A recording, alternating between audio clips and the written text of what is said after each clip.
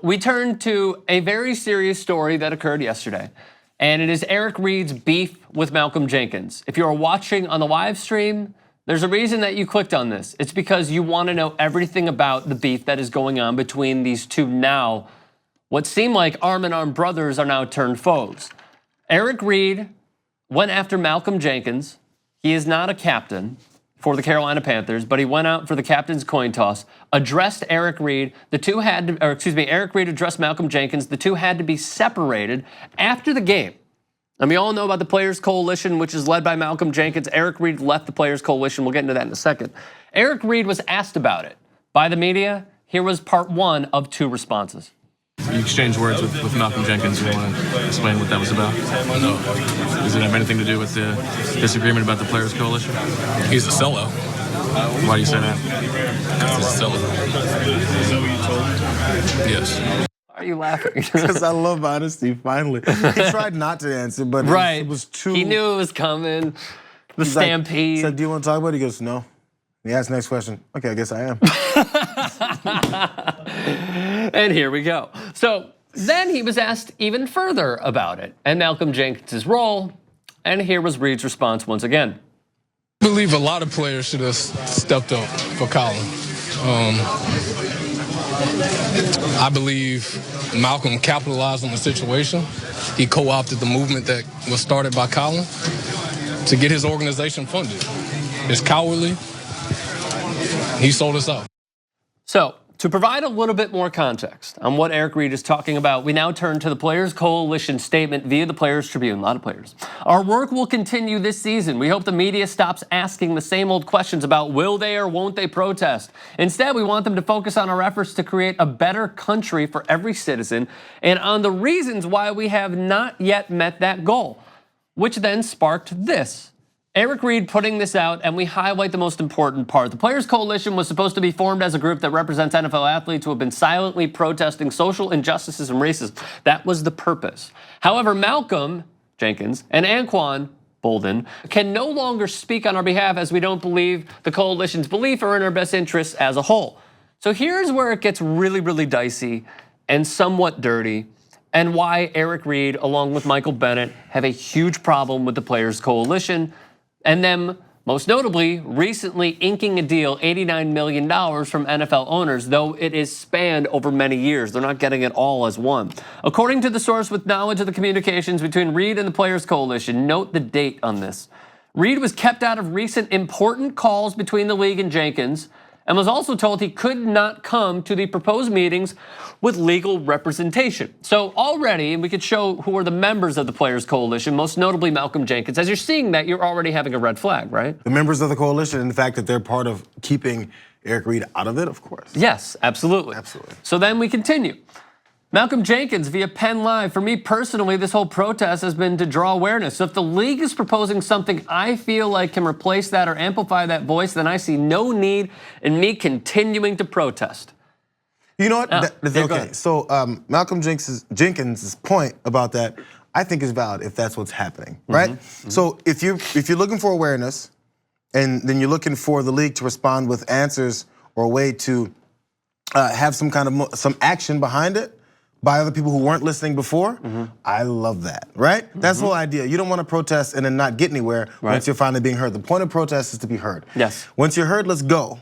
Now, what needs to be now put up is proof of that action. Because we know how protests work and how people in power do it. They may try to just gloss over or give us something to pacify the situation. Right. Let's say we're doing something and not actually do it. So next step, Malcolm, just show us, that's all. Right. You know? So I'm gonna get to that in a second on where the money is going, because it appears to be somewhat of a farce on this entire sitch, including Malcolm Jenkins's own company that is receiving some of this funding of the $89 million. So here's where it gets dicey between, well, if they're gonna throw money at us, I'm just gonna stop. I'm not gonna protest racial injustices anymore. And Eric Reid, at first, it seemed, was a little gun shy, and then he pulled the trigger, putting Malcolm Jenkins completely on blast. And here's what he said via USA Today.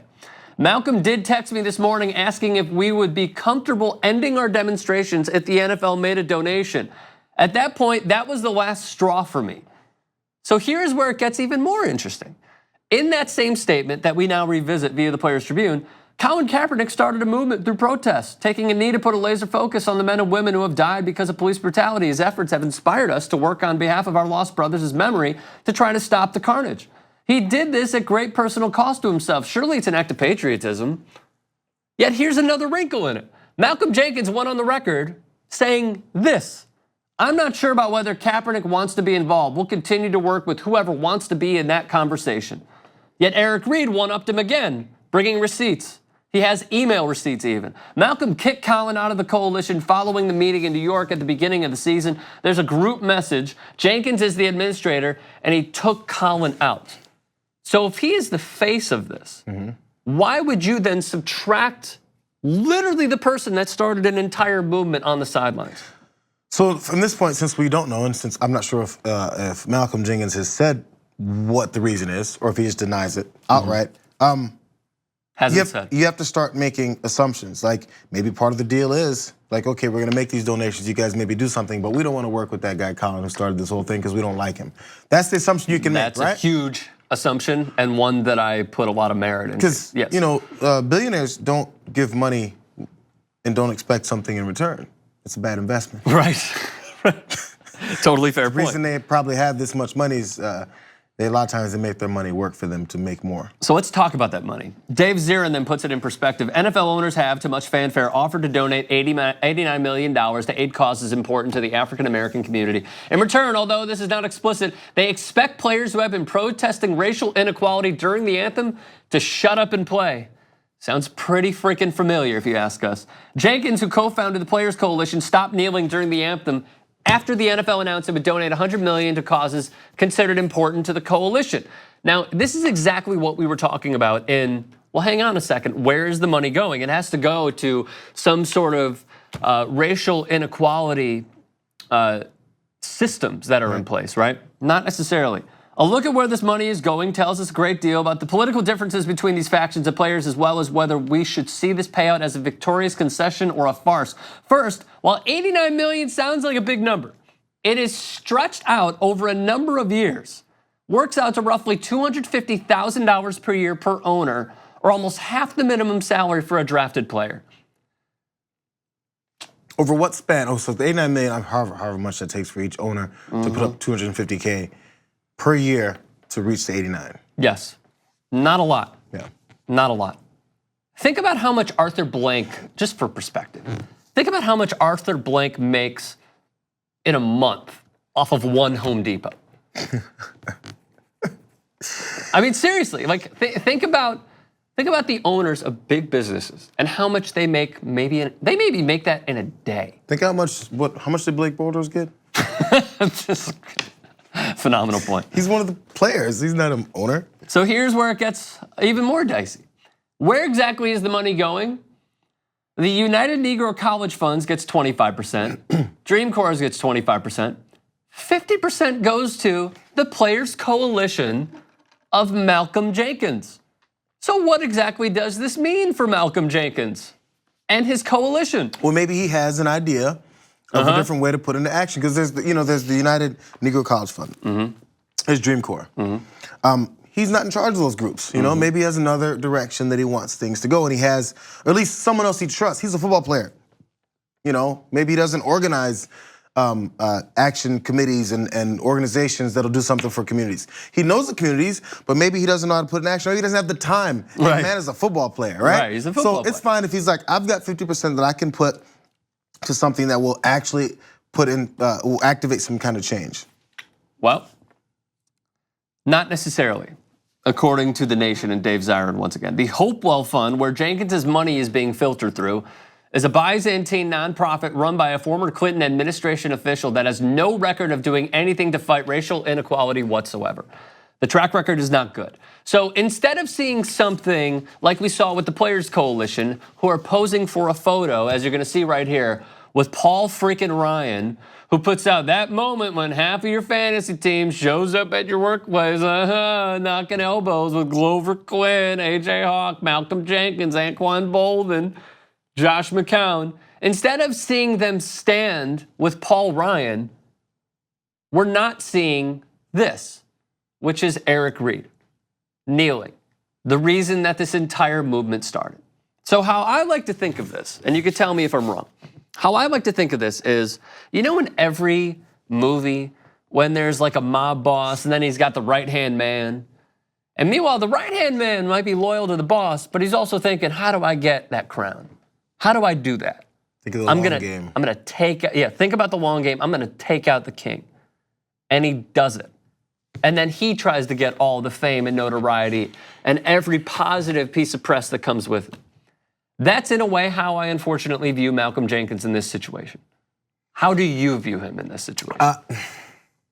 The problem is we're left to view him that way because of assumptions, right? So if he still respects Eric Reid, if he still respects Colin Kaepernick, if he still respects everyone who participated in putting a spotlight on this problem, right? Because it spread from Kaepernick, right? Just show. Like I'm reserving judgment until he shows. Just show me what's next. Why you chose that the particular person to do it? Yeah, maybe they never had anything to do with putting together organizations that did anything with stopping violence or with stopping police brutality and all that stuff in general. But maybe the person knows how to do it and they will do it. That's fine. I'm looking for that first because I really liked what Malcolm Jenkins was doing. I did too. And his participation in it and his dedication to it. So I don't want to write all that off yet. I need to see where it's going. And I think it's fine for Eric Reid and Kaepernick and them to feel that way because they're more involved than I am. So whatever they know, maybe they know more than I do. All right. So I'm waiting. You know what's my favorite song? You could ring my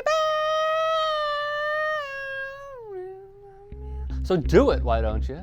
Ring the damn bell. And download the TYT app. Available on Android and iOS.